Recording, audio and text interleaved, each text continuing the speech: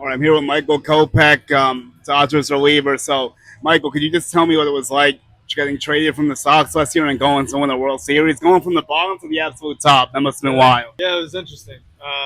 Obviously, wherever you're at, you want to compete, you want to win, and things were starting to go south for us pretty quickly in the White Sox organization. Um, I was just fortunate enough to get traded to the right team at the right time, and felt like I was able to contribute right away, which was a blessing because I wasn't sure where I was going to fit in. I wasn't having a great year, and I came over and just kind of fit in right away. So it was great. What did the Dodgers do with you that changed maybe, like when you came from Chicago? Like, did the pitching coach tinker with you or something? Originally, no. We kind of came in, and it was just one of those situations where you kind of feel the energy of the room. You understand that everyone has a will to win, a will to compete, and you kind of match that, whether it be consciously or unintentionally or what have you.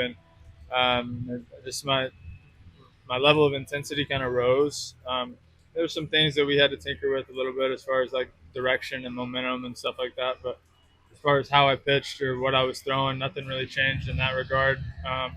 It just became, consistency and keeping it rolling.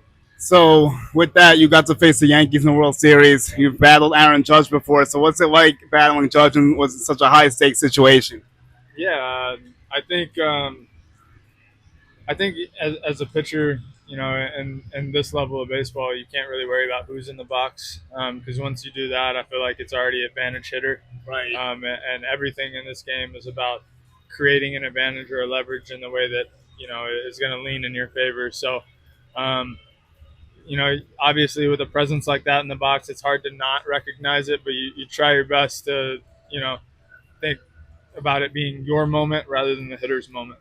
Right, and you definitely did pretty well in the postseason last year. So another guy that's obviously playing really well. What's your thoughts on Shohei Ohtani hitting and pitching? Like, how crazy is it to witness a guy do that daily? Yeah, I mean, every time we get to share the field with that guy, we're witnessing some type of history, and so for him to be able to do it, and for me to be able to share the field with him, share the uniform with him, is pretty special. So, obviously he's going to go down as one of the greatest to ever play the game, and to witness that on a nightly basis is pretty incredible. Another guy who's making some real waves on the mound. What are your thoughts on Paul Skenes as an opposition? Like, how electric is he just watching what he's done?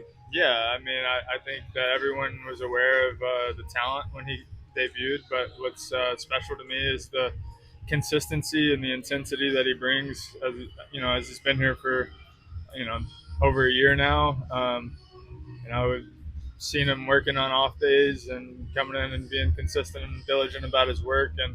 And for somebody that's got that many eyes on him, got the kind of pressure that he has on him to be living up and exceeding the expectations and the hype is pretty spectacular. So I wish him nothing but the best, and I hope he continues on the trajectory that he is.